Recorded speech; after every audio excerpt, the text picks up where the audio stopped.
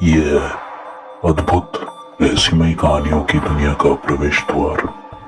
अगर आपको लगे कि आप ऐसी दुनिया में आ गए हैं जहां अनजान खतरे इंतजार करते हैं, जहां गुत्थियां सुलझती हैं, जहां डर आपको गिरफ्त में लेता है और जहां बुरे सपने सच्चाई बन जाते हैं, तो इसका मतलब है कि आप है उस जगह में जिसका नाम है मिस्टीरियस मैनर।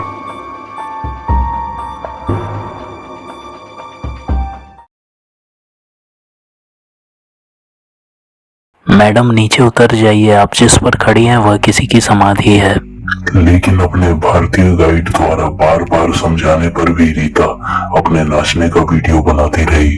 कई लोगों और पर्यटकों ने भी आपत्ति दर्ज की, लेकिन रीता को कोई फर्क नहीं पड़ा। ब्राजील के एक ऐतिहासिक पुरातत्व स्थल पर रीता का भोंडा नृत्य किसी को अच्छा नहीं लगा। वीडियो बनाने के बाद जब वो वापस आई, तब गाइड ने एक बोर्ड दिखाते हुए रीता से कहा, मैंने आपको वहां जाने से मना किया था, लेकिन आपने बात नहीं मानी। जिस समाधि के ऊपर आपने नाचते हुए वीडियो बनाया वो एक संत की थी, जिसके बारे में लोग मानते हैं कि वे शांति से सो रहे हैं। जो उनकी शांति भंग करने का प्रयास करता है, संत का श्राप उसे दंडित करता है। रीता ने इस बात पर ध्यान नहीं दिया। अगले दिन रीता वापस भारत जाने की तैयारी कर रही थी। हवाई अड्डे पर पहुंचकर उसने अपने दोस्तों को अलविदा कहा।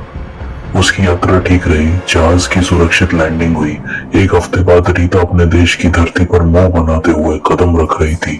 नीचे उतरते ही उसका ब्रेसलेट टूट गया। जहां से इसे खरीदा था वहीं से उसे ये पता चला था कि ये ब्रेसलेट जब किसी बड़ी मुसीबत को अपने ऊपर लेता है तब अपने आप टूट जाता है।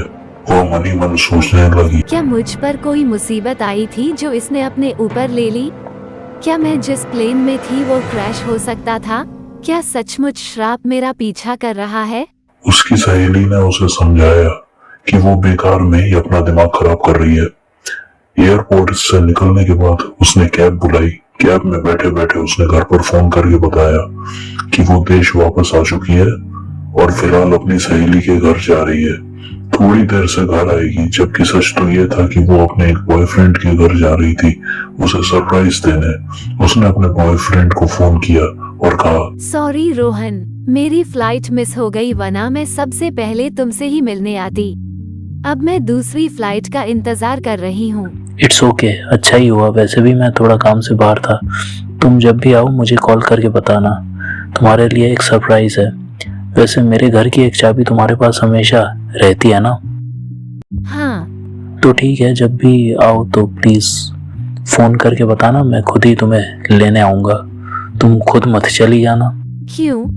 सरप्राइज का मजा खराब हो जाएगा, समझो बात को। रीता और रोहन की बातें खत्म हुई।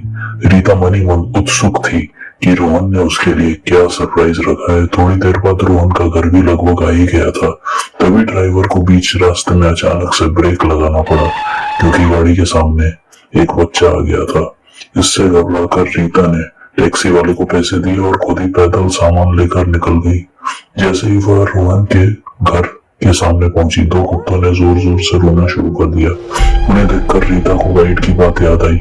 जो उनकी शांति भंग करने का प्रयास करता है, संत का श्राप उसे दंडित करता है। रीता डर के मारे जल्दी से रोहन के घर के अंदर चली गई। ब्रेसलेट का अचानक टूटना, टैक्सी वाले का अचानक ब्रेक लगाना, कुत्तों का रोना और रह रह कर गाइड की श्राप वाली बात याद आना रीता को खाए जा रहा था। चाबी से दरवाजा खोलने के बाद ही रीता ने लाइट जलाई और जाकर सोफे पर लेट गई। तभी अचानक से एक बहुत ही बड़ा और तगड़ा कुत्ता भौंकते हुए आया। उसने रीता पर हमला किया। रीता चीखी। रीता समझ चुकी थी कि ये कुत्ता उसके वश में नहीं आने वाला। वह तो उसकी जान के पीछे ही पड़ा था। रीता हांफते हुए किसी तरह अंदर पहुंची और जान बचाने के लिए स्टोर रूम में एक पुरानी जंग लगी अलमारी के अंदर छुप गई, जो कि पहले से पूरी खुली हुई थी। अलमारी पुरानी पर बिल्कुल खाली थी। रीता ने अलमारी को अंदर से बंद कर लिया था, जबकि कुत्ता भौंकता हुआ उस अलमारी के सामने ही बैठ गया। बदकिस्मती से रीता का मोबाइल बाहर ही छूट गया था और वो जख्मी थी। थोड़ी देर बाद जब शांति हुई तो रीता को लगा कि कुत्ता जा चुका है। जैसे ही उसने अंदर से अलमारी खोलने की कोशिश की, हल्की सी भड़बड़ाहट की आवाज पाकर कुत्ता फिर सतर्क हो गया और भौंकने लगा।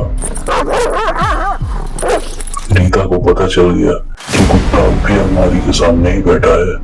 उसने उसके चले जाने का बहुत देर तक इंतजार किया। एक बार फिर उसे लाइट की कई बात याद आ रही थी।